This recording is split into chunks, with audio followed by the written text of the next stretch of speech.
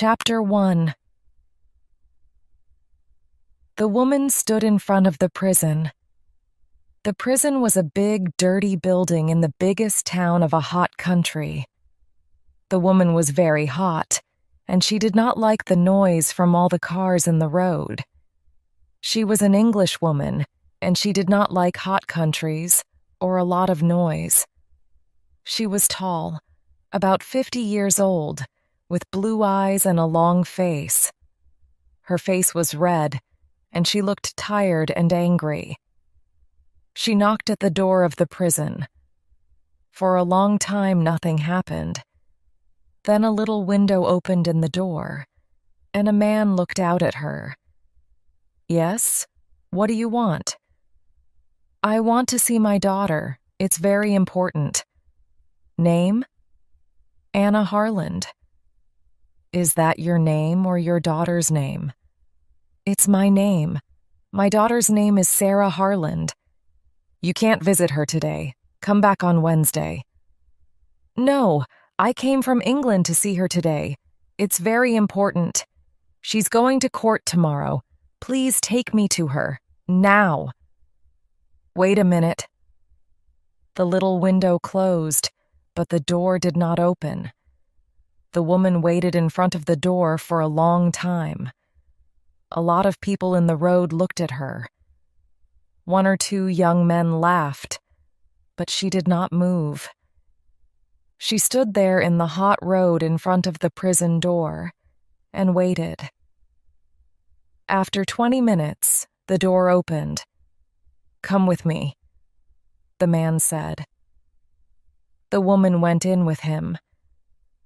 It was dark in the prison, and at first she could not see very well. She walked for a long time, past hundreds of doors. Then the man opened one of them. "In here," he said. "You can have 10 minutes." Anna Harland walked into the room and the man went in after her. He closed the door behind him. There was a table in the room and 2 chairs. On one of the chairs sat her daughter, Sarah. She was a tall girl, about 19 years old, with big blue eyes. "Mother," she said, "I'm very happy to see you." And she got up and began to run across the room to her mother. "Sarah," Anna said, and put out her arms. But the man moved quickly and stood between them. "No," he said to Anna. "I'm sorry. I know you're her mother. You can talk, but that's all. Please sit down at the table. I am here to watch you." The mother and daughter sat down at the table. Anna's hands were near Sarah's on the table. She looked carefully at her daughter. Sarah's dress and face were dirty. "She's tired and unhappy," Anna thought. "Sarah, what happened?" she said. "We have 10 minutes to talk, no more. Tell me please quickly. I want to help you." Sarah looked at her mother. "Oh, Mother, I'm happy you're here. I wanted you to come. Mother, I didn't do it. It isn't true. Please believe me." "Of course I believe you, Sarah, but tell me about it. What happened? Quickly. Begin at the beginning." "Yes, but I don't know. When did it begin? I don't know. I don't understand it." "Why did the police arrest you? When did they bring you to this prison?" "Last week, I think. Yes, last week. At the airport, when we arrived. The police stopped us and looked in our bags. Then..." Sarah looked down at the table. "She's crying," Anna thought. "She's very unhappy." "What happened then, Sarah?" her mother asked. They said there were drugs in my bag. Then they took me into a room and told me to take my dress off. They looked for more drugs, but they found nothing. Then Then they brought me here. I see. Where were the drugs then? Where did they find them? Oh, they didn't tell you? Sarah stopped crying. She looked up, and there was a smile on her face, but it was not a happy smile. The drugs were in a tube of toothpaste, a toothpaste tube with drugs in it. Heroin, not toothpaste. And you didn't know about it? No, Mother, of course not. Do you think I clean my teeth with heroin? Anna Harland smiled. It was difficult to smile because she was afraid. But she smiled because she wanted to help her daughter. I know you don't clean your teeth with heroin. You have very good teeth, Sarah. But what about Stephen? Did he know about the heroin? Did he put it in the toothpaste tube? Stephen? No. Why do you ask about Stephen, Mother? Well, is he in prison too? You said us and our bags. Did the police arrest him too? Oh, no. Sarah's face was unhappy. Number I wasn't with Stephen, Mother. You see, Stephen and I, well, we aren't friends now. I left him about 2 months ago, and then I met Hassan. Hassan? Yes. I was with Hassan at the airport. Stephen was on the plane too. I don't know why, but he wasn't with me. It's Hassan. He was with me. Hassan's important to me now, not Stephen. Anna looked at her daughter. I see. And did the police arrest this Hassan too? Is he in prison? Yes, he is. They arrested him, but I can't see him. I asked them. I wanted to see him, but they said no. Mother, I'm sure Hassan didn't know about the heroin. He's a good man. He didn't know, I'm sure. Then why was the heroin in your bag, Sarah? I don't know, Mother. I don't know. The man looked at the clock in the room. I'm sorry, Mrs. Harland, he said, but that's 10 minutes. It's time to go. Anna Harland stood up slowly. All right, she said. But don't be afraid, Sarah.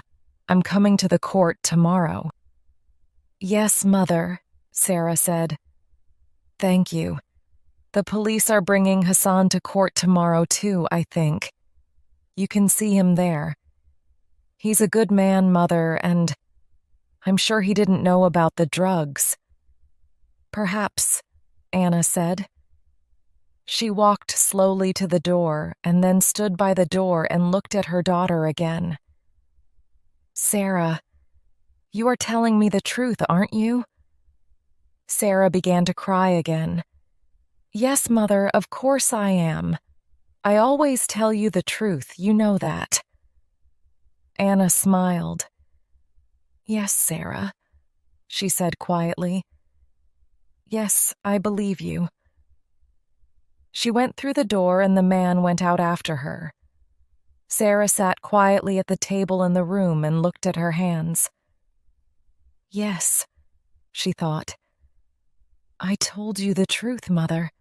I always tell you the truth. But I didn't tell you everything. She put her head in her hands. Chapter 2.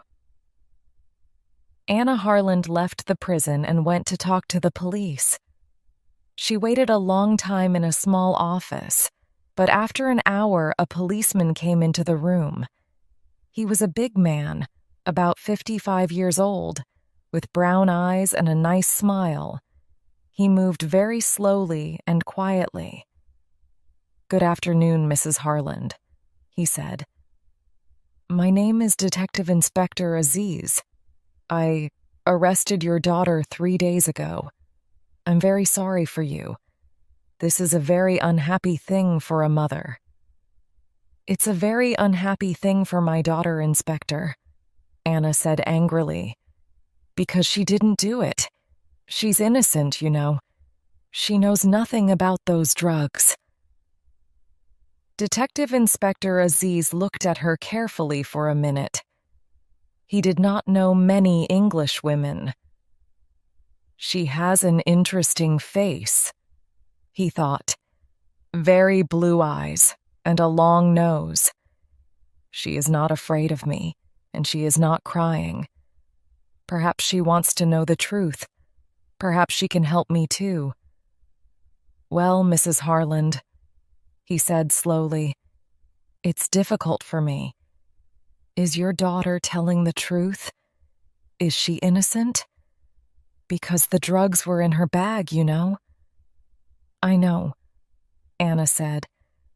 But she was with a young man, Hassan. She doesn't know him very well, I think. Tell me about him, please. I want to know. Inspector Aziz smiled. All right, he said. But first, tell me about your daughter. Why was she on that plane? Why did she come to this country? Tell me. Anna Harland looked at him. He's a nice man, she thought. He listens to people. Perhaps he wants to help. Perhaps he can understand Sarah. Do you have daughters? She asked. Yes, the inspector answered. 2. Then perhaps you can understand, Anna said. Sarah is 19. She finished school last year and she worked for 6 months in a hospital to get some money. Then she and her boyfriend Stephen visited a lot of countries. They went to Greece, Turkey, India, Australia, and now they're here. They're young, and they want to see new countries and new towns and new people. That's all. I see, the inspector said. But sometimes young people do things, bad things, because they are in a different country and they need money. Not Sarah, Anna said, and not heroin. Sarah worked in a hospital, and she knows about heroin. She knows it can kill people. I'm a doctor, and she wants to be a doctor too. I see, the inspector said again. He looked at her and thought, but he said nothing. Now, Anna said, tell me about this young man, Hassan. All right, the inspector said. He took some papers from the table and began to read to her. But we don't know very much about him. He's a rich boy, from a good family. His father has 2 or 3 shops, I think, and the police in his town know him too. Last year, his father gave him a new car, a very fast car. And, listen to this. One day he hit a police car and the police car went into the river. What a story.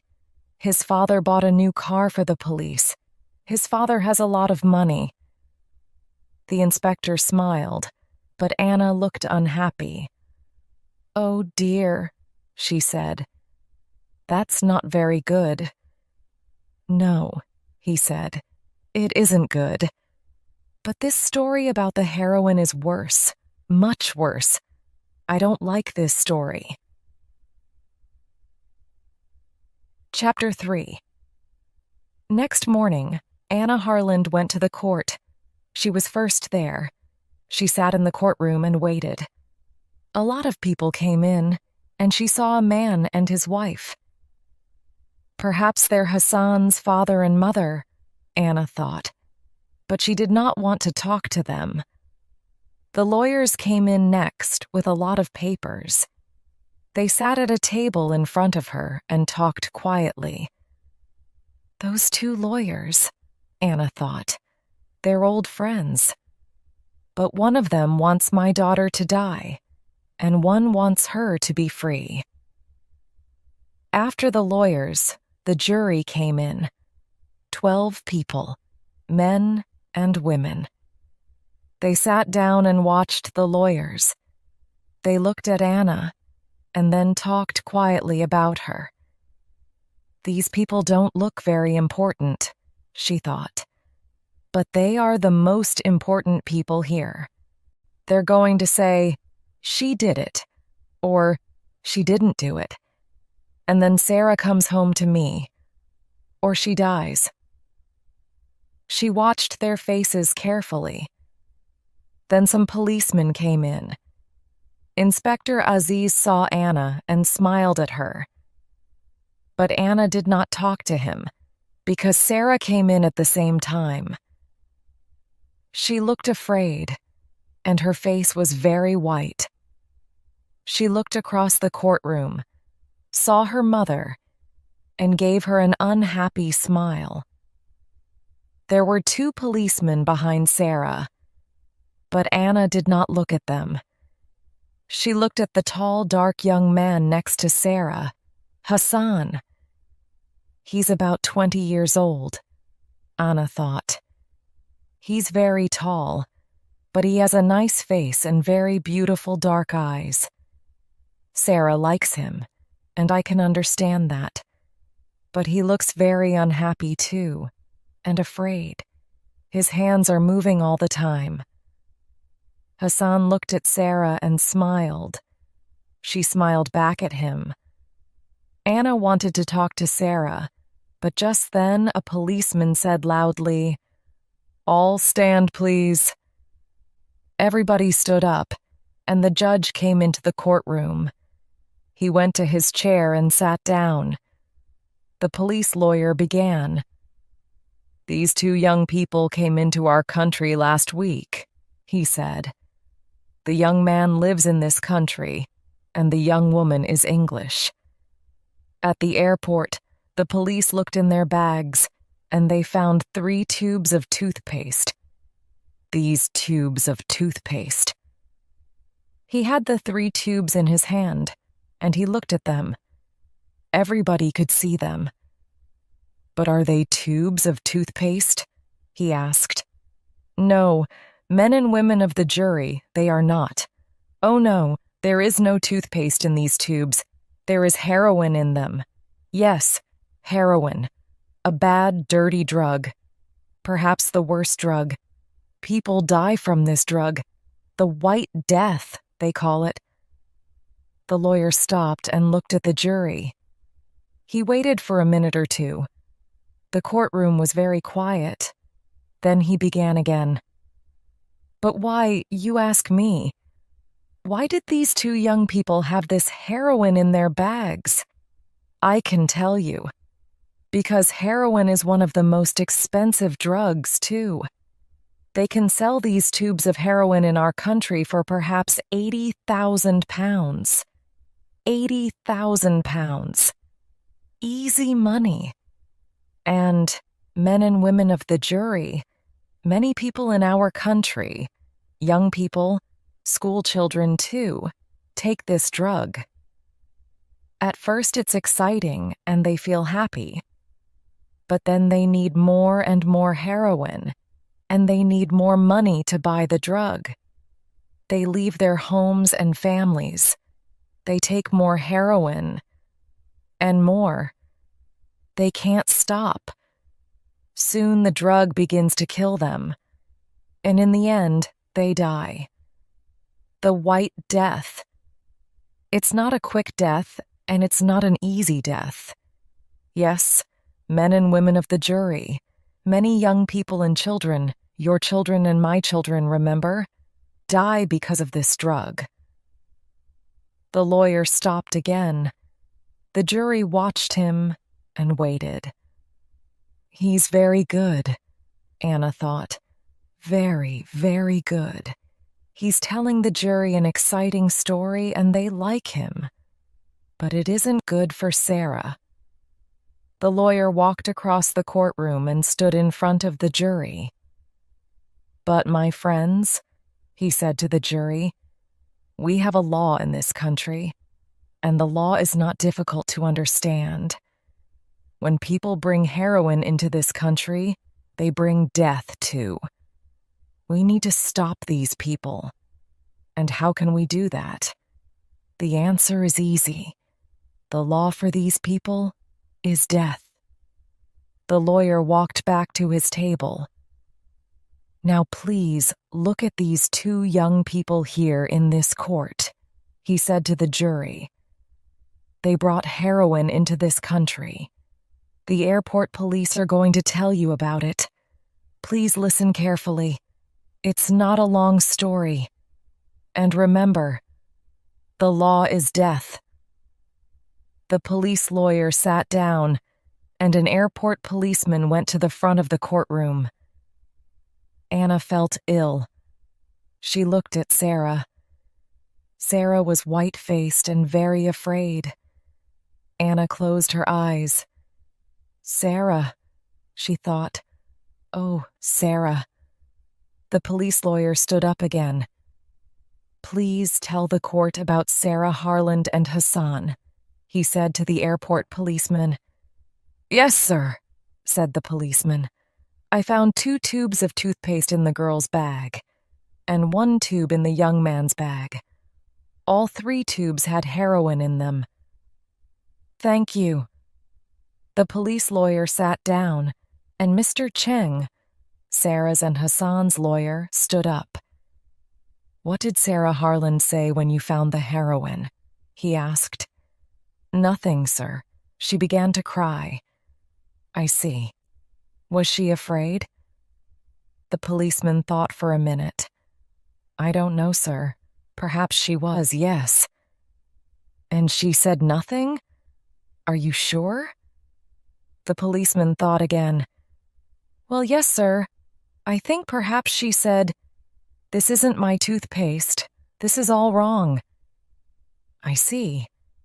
And what about the young man, Hassan? What did he say? Well, sir, he was very angry. He said, It's not heroin. That's not true. You put it there. I see. Thank you. Now tell me, why did you look in these 2 young people's bags? You don't usually look in everyone's bags. There isn't time. The policeman thought again. Well, no, sir, we don't. I'm afraid I can't tell you, sir. What did you say? Mr. Cheng asked, very angrily. Of course you can tell me. This is a court of law. He looked at the judge. This is a very important question. We need an answer. The judge looked at the airport policeman. I'm sorry, he said. Please answer the question. The court needs to know the answer. Yes, sir. Well, you see, there was a telephone call. Someone telephoned me before the plane arrived. The telephone caller said, There's some heroin on the plane. A young man and a young woman are carrying it. I see, Mr. Cheng said. He smiled. That's very interesting. And who made this telephone call? I don't know, the policeman said. It was a man, and he talked in English. I don't know his name. Suddenly, Anna heard a noise. She looked behind her at the door of the courtroom. A tall young man came into the back of the room. Anna knew him at once. It was Stephen, Sarah's old boyfriend. A policeman took him to a chair near Anna.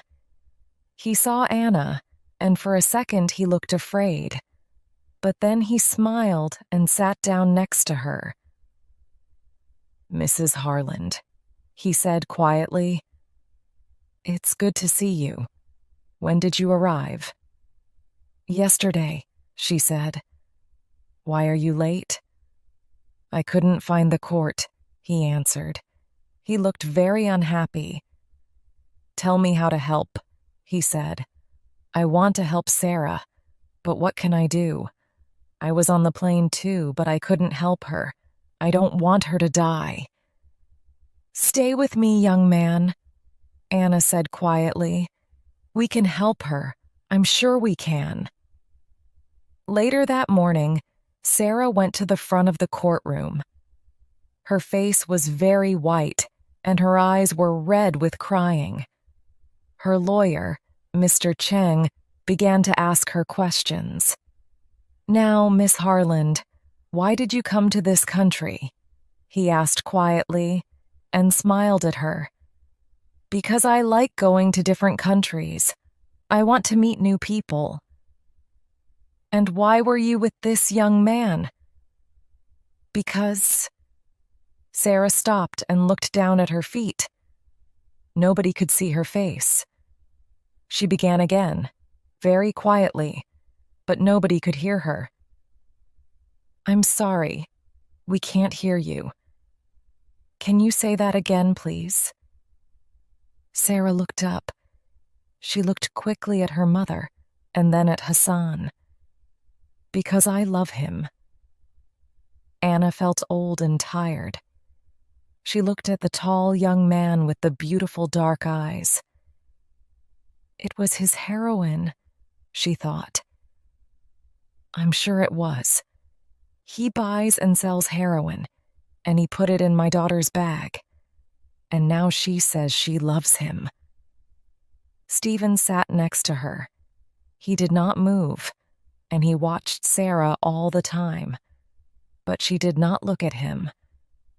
Mr. Cheng waited a minute, and then he questioned Sarah again. "Did you know about the heroin in those tubes of toothpaste?" he asked. "No," Sarah said quickly. "Of course I didn't." "And what about Hassan? Did he know about the heroin? Please think about your answer." "No, I'm sure he didn't know. It wasn't our heroin." Sarah's blue eyes were angry. "We didn't put the heroin in the toothpaste tubes. We're innocent." "Thank you, Miss Harland," Mr. Cheng said quietly and sat down. The police lawyer stood up. "Miss Harland, how much money did you have in your bag?" About 50 pounds, I think." "That's not very much. This is an expensive country, you know. How much can you buy? With your 50 pounds? Sarah did not have an answer. I don't know," she began. "I usually live very cheaply." "Did you need more money?" The lawyer's questions came quickly now. "Of course you needed more money. You wanted to sell that heroin. You wanted to be rich. Is that right?" No, that's not true." The lawyer said nothing for a minute. He looked at the jury and smiled. Then he said, "Do you think toothpaste is very expensive in this country, Miss Harland?" No, I don't think. I don't know." "Well, I can tell you it isn't. Toothpaste is cheap here. So why did you bring 3 tubes of toothpaste with you? How often do you clean your teeth, Miss Harland? 6 times a day? Or 7 or 8 times a day, perhaps?" Sarah looked very unhappy. "Number I don't know. Hassan." "Yes," the lawyer said quickly. "Hassan. Are you going to say Hassan gave it to me? You love this young man, but you don't want to die. Nobody wants to die. And now you're going to say it was Hassan's toothpaste. Is that your answer, Miss Harland?" "No," Sarah said angrily. "Of course not.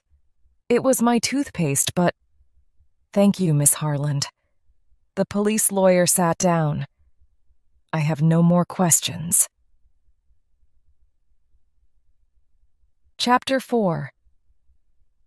At 1 o'clock, the judge left the court for an hour. Anna Harland talked to Sarah for 10 minutes. Sarah cried at first. "I don't like that police lawyer," she said. "Those questions were very difficult. I couldn't answer them." "It doesn't matter," her mother said. "Your lawyer, Mr. Cheng, is very good. And Stephen is here too now. We're all going to help you." Sarah was angry. "Don't talk to me about Stephen," she said. "I don't like him. I don't want to see him here." "But Sarah, he was your boyfriend for 2 years. He wants to help you." Sarah began to cry again. "Perhaps he does want to help me. I don't know. But he's different now, Mother. You don't understand. His eyes are different. I don't know. And he can't sit quietly and talk to people now. His body is moving all the time. He came to see me in our hotel the night before we came to this country, and I didn't like him, Mother. Why is he here? He doesn't love me now, and I don't love him." Anna listened carefully to her daughter, and then she went to see Mr. Cheng and Inspector Aziz. Stephen went with her. "Who made that phone call to the police at the airport?" she asked. "We need to know that." "Yes," Mr. Cheng said. "That's very important. Can the police tell us?" "Perhaps," the inspector said, "but it's very difficult. It was not a long telephone call, and the man didn't give his name. Perhaps he was a policeman, and he knew about the heroin." "Perhaps," Mr. Cheng said, "but then perhaps he put the heroin there, and he wanted the police to find it. Perhaps someone doesn't like your daughter, Mrs. Harland?" "I don't know," Anna said slowly. "But perhaps." But then the judge came back into the courtroom, and everybody stopped talking. The judge then called Hassan. Hassan stood up and went to the front of the courtroom. He's a rich boy, Anna thought. That shirt and those shoes are very expensive. Hassan stood there, tall and very quiet. He waited for the questions. He did not look afraid. But when Mr. Cheng looked at his papers and asked the first question, Hassan closed his eyes. "Did you know about the heroin in those tubes of toothpaste?" "No, sir." "Did Sarah know?" "No, sir." "Who bought the toothpaste?" Hassan closed his eyes again for 2 or 3 seconds. Then he answered, "I did, sir." "You did? You're sure of that?" "Yes, sir, I'm sure. I clean my teeth a lot, you see." Hassan smiled for a moment. "Well, he does have very white teeth," Anna thought. "Sarah," Hassan began. Then he stopped. "Yes?"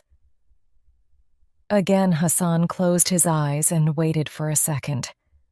Then he looked at the jury and said very loudly, "Sarah did not buy the toothpaste. I bought it. I bought all 3 tubes of toothpaste. It was my toothpaste." Anna sat up in her chair and looked carefully at Hassan. "That's interesting," she thought. "Perhaps he does love Sarah." "I see," Mr. Cheng said. "And when did you first meet Sarah Harland?" "About 2 months ago. I was in Australia. We were in the same hotel. She had a difficult time with her boyfriend, and I helped her." Anna looked at Stephen. He was very angry, and he hit the chair in front of him with his hand. "I see," Mr. Cheng said again. Then he asked his next question. "Do you usually carry a lot of money? How much money did you have at the airport?" "About 80 pounds, I think. That's okay. When I need more money, I get some work for a week or 2. We don't need much money." "And do you sometimes take heroin?" "No, sir. Never." "Thank you. Stay there, please." Mr. Chung sat down and the police lawyer stood up. He smiled at Hassan, but it was not a nice smile. "Now, Hassan, you bought the toothpaste, but it was in Miss Harlan's bag. Why?" Why did she carry it for you? Or do you always ask your women to carry things for you?" He smiled. Hassan said nothing. The lawyer began again. "You had 80 pounds, you say, but 80,000 pounds is better than 80 pounds, I think. What do you think?" "Of course it is. But I don't sell heroin. It's wrong to sell heroin." The lawyer moved his papers on the table. He looked at the jury. "So you are a very good young man with very clean teeth, but no money. You met a young English girl. She was unhappy with her boyfriend, so you helped her and took her away with you. Is that right?" "Oh dear, it's not a very good story, you know. I don't believe it, and I don't think the jury believes it, young man." He stopped for a minute. Then he looked at Hassan and said loudly, "You don't love Sarah Harland, and she doesn't love you. You went with her because she could help you, and she went with you because she wanted the money. She carried the heroin for you to sell. That's right, isn't it? You put the heroin in the toothpaste tubes and she knew about it. Is that the true story, young man? I think it is." "No, Hassan began angrily. But the lawyer did not listen. He sat down. "I have no more questions," he said to the judge. Chapter 5. The judge looked at his papers and then at the jury. "It is now 4 o'clock in the afternoon," he said. "We can begin again in the morning. Please be here at 10 o'clock. The judge stood up and left the courtroom. The jury left too, and the police took Sarah and Hassan back to the prison. Anna looked at Stephen. "Well, young man," she said, "what can we do now? We have 16 hours before tomorrow morning." "I don't know," Stephen said. He looked at her for a minute, then he looked away, over her head, at the front of the court. "I'm sure Hassan knew about the heroin," he said. "He put it in her bag. I'm sure he did. Sarah is innocent. But he isn't." Mr. Cheng came and stood with them. "She's innocent," Stephen said again, "but Hassan's going to die." Mr. Cheng looked at Stephen carefully. "Perhaps," he said slowly. "But did you listen to Hassan in court? He said, 'Sarah did not buy the toothpaste. It was my toothpaste.' Now, why did he say that? It was not an easy thing to say, you know. What is the jury going to think about it?" "It doesn't matter," Stephen said angrily, "because it wasn't toothpaste, and he didn't buy it in a shop. He made those tubes because he wanted to sell the heroin, and he's going to die. That's the law in this country." Anna looked at Stephen and said nothing. "He's very angry," she thought. "His face is red and he's talking very quickly. Does he want to kill Hassan? And what's the matter with his eyes?" Mr. Cheng watched Stephen too. "But who made that telephone call? It's important and I want to know," he said. "I'm going to ask the police now. Would you like to come with me, Mrs. Harland?" "Yes, of course," Anna said. "Stephen, are you coming?" "Yes, no," Stephen said. "I'm going to meet a man. I think he can help us." "All right," Anna said. "But when can I meet you? I need to talk to you about Hassan. Can I come to your hotel tonight?" No, not tonight," Stephen said quickly. His face was now white, and he looked tired and ill. His hands and body moved all the time. "Come to my hotel tomorrow morning. Bye." He walked quickly out of the courtroom.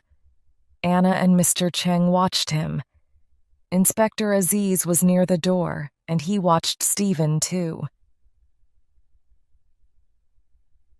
Chapter 6.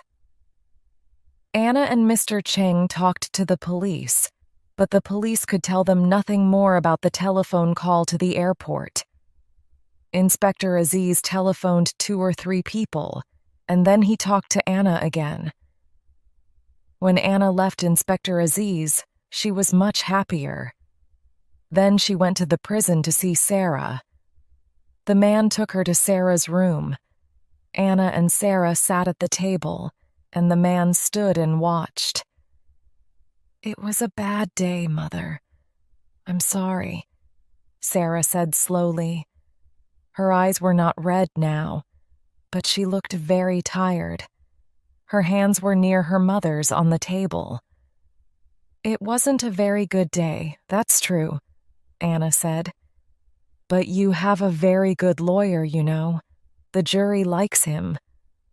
"But it doesn't help," Sarah said. "There was heroin in the toothpaste tubes, and the tubes were in my bag. What can Mr. Cheng do? The heroin was in my bag, Mother. The jury knows that." Anna looked at her daughter carefully. "Perhaps Hassan put it there, Sarah," she said. "You like him, I know, and he looks nice, but, Mother, I love him. I said that in court. You heard me. And Hassan loves me too. And he does not buy or sell heroin. Sarah stopped talking and put her hands on her stomach. "What's the matter?" Anna asked. She looked at the man. "Quickly. She's ill. Get a doctor." The man ran from the room, and Anna put her arms round her daughter.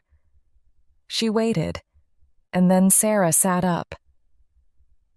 "It's all right, Mother," she said.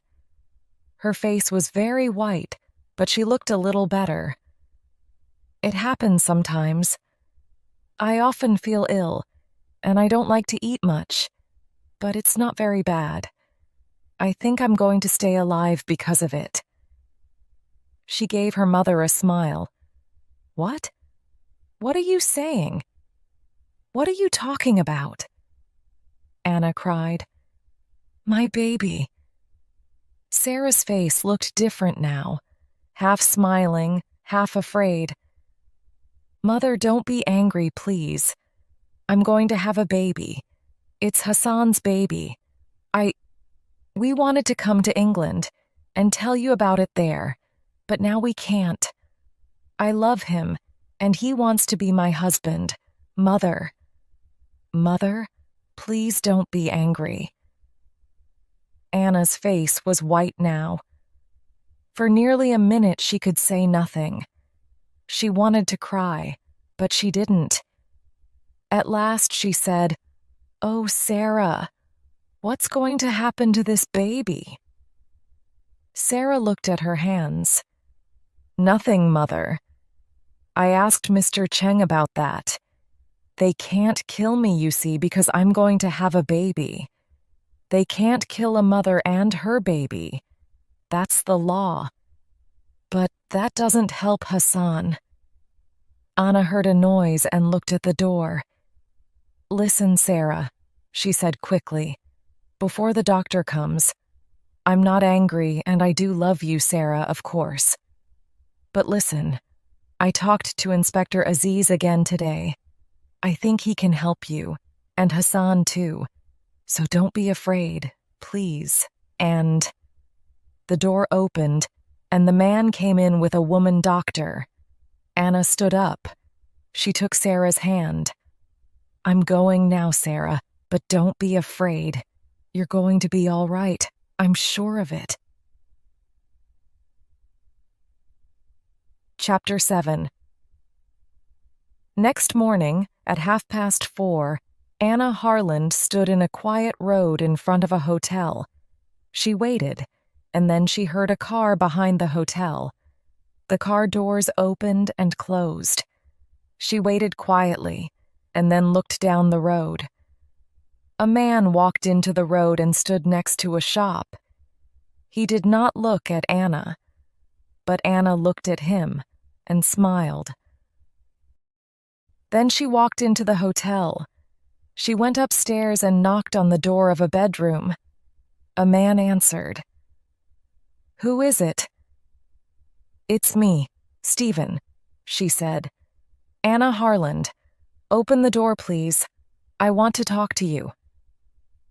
The door opened, and Stephen looked out slowly. "Anna? What are you doing here at this time?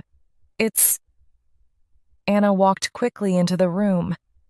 "Yes, it's 4:30. Sarah is in court again at 10 o'clock. I need your help, young man. Please get up." "But what can I do?" Anna looked at him. "You went to see a man last night. What happened? Can he help Sarah?" Stephen answered slowly. He did not look at Anna. "I'm sorry, he can't." Anna was cold and angry. "I see," she said. "Well, can you and I help her then? Tell me, Stephen, what do you know about Hassan?" "Hassan?" Stephen said angrily. "Well, we met him in Australia, and Sarah went away with him. She doesn't understand him, but I do. He's a rich young man with a beautiful body. He likes playing with girls, but he doesn't love her." "And do you love her, Stephen?" Stephen did not answer at once. For 2 or 3 seconds, Anna waited. He doesn't know, she thought. He can't answer the question. "Yes, Mrs. Harland, of course I love her." But he's not looking at me, Anna thought. He's looking out of the window. He's not thinking about Sarah. "Stephen," Anna asked quietly, "did you go to see Sarah and Hassan in Australia the night before they came to this country?" Stephen looked up at her. Yes, I went to their hotel," he said. "I asked Sarah to leave Hassan and come back to me. But how did you know that?" "Sarah told me, of course. Was Hassan there?" "No, he." Stephen stopped. Then he said, "Why do you ask?" Anna opened her handbag. "Look at this," she said. "What is it? Do you know?" He looked at it, and then at Anna. "A tube of toothpaste." "Why?" "That's right. A policeman gave it to me, and he took it from a man. You met that man last night, Stephen. You gave him 10 tubes of toothpaste. What was in those tubes of toothpaste, Stephen?" Stephen said nothing. He looked at the toothpaste and stood up. But Anna was between him and the door. She gave the toothpaste to him. "Would you like to clean your teeth, Stephen?" He began to move to the door, but Anna took his arm. "You don't love Sarah, do you, Stephen? You hate her because she left you. You put 3 of these tubes in Sarah's bag, and then you phoned the police. You told them about the tubes in my daughter's bag. You want Sarah to die." "No," Stephen said. No, not Sarah. Hassan. I put them in Hassan's bag, not Sarah's. I wanted Hassan to die." He opened the door quickly and then stopped. A man stood there. Inspector Aziz. He put his hand on Stephen's arm. "It's an old story, young man," he said. "It happens every day. My first girlfriend left me for a new man. I was very angry too. I hated him, but I didn't want to kill him. Come on, let's go. You can tell your story to the judge." Chapter 8. At 11 o'clock that morning, Sarah and Hassan were free. Sarah stood with her mother, Inspector Aziz, and Mr. Cheng. She smiled happily. "Mother, you're wonderful. Now I can be happy. But how did you know about Stephen?" Inspector Aziz answered. "Young woman," he said, "remember your mother is a doctor. She knew Stephen was ill because of his eyes and his body. His eyes are very big and dark, and his body is always moving." "Well, yes," Anna said. "But you helped me, Sarah. You said he was different, remember?" And I looked at him carefully and began to think. Heroin does that to people. "He did a very bad thing," Sarah said slowly. "But I feel sorry for him now. When is he going to court, Inspector?" "I don't know," the inspector said. "In 2 weeks, perhaps. But don't think about him. Would you like to see our beautiful country, Mrs. Harland? Where would you like to go?" Anna smiled at him. "Thank you, but I can't stay. Tomorrow I'm going back to England to talk to Stephen's mother and father." Inspector Aziz looked at her and said nothing for a minute.